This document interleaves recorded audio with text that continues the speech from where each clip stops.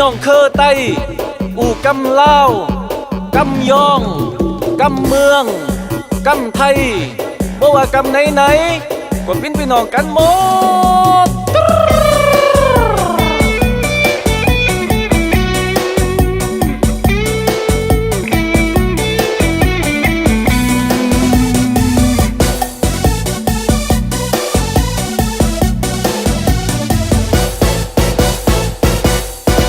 อู่กำลือคอยตึงบ่อายคอยภูมิอกภูมิใจที่เกิดเป็นลูกไตลือ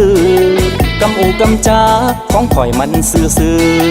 กำอู่กำจาของข่อยมันซื่อบ่ใจกุนซื่อบื้อแต่เป็นกุนซื่อกุนใส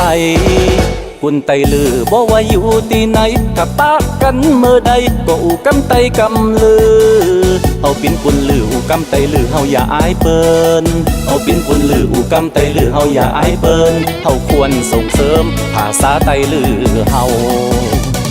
ตายแล้วคืน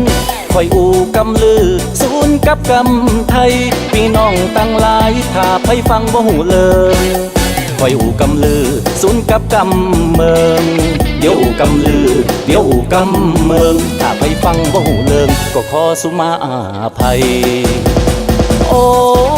ข้าแตกอกข้าแตกตายแล้วคืนคอยอู่กำลือศูนย์กับกำลาวยังมีสาวดีฟังข่อยหูพอง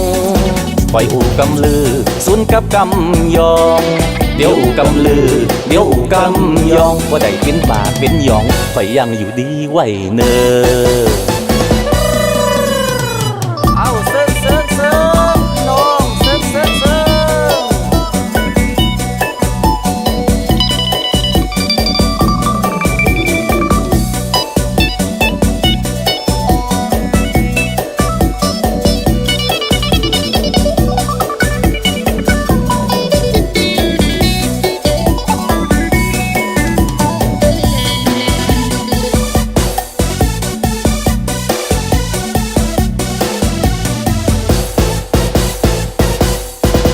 โจปูมอนออกบ้านเมืองมาจาก12ปันนามาอยู่หลายเมืองหลายบางกำอูกำจาสำเนียงผิดเพี้ยนกันไปกำอูกำจาสำเนียงผิดเพี้ยนกันไปบ่ว่าเฮาอยู่ไหนอย่างอูกำไตกำลือส่วนบ่เขาก็ปิ้นปาคาพี่น้องบ่หากันก็ปิ้นเปิ้นปิ้นกำเมื่อเก่าคุณเฒ่าซ้อนไว้เนอเป็นกำอุ่นเฒ่าเมื่อเก่าซ้อนไว้เนอเฮาอย่าลืมเจอเคอ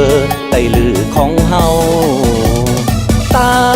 ยแล้วคืนคอยอู่กำลือศูนย์กับกำไทยพี่น้องตั้งหลายถ้าไปฟังบ่หูเลยคอยอู่กำลือศูนย์กับกำเมืองเดี๋ยวอู่กำลือเดี๋ยวอู่กำเมืองถ้าไปฟังบ่หูเลิงก็ขอสุมาอาภัยโอ้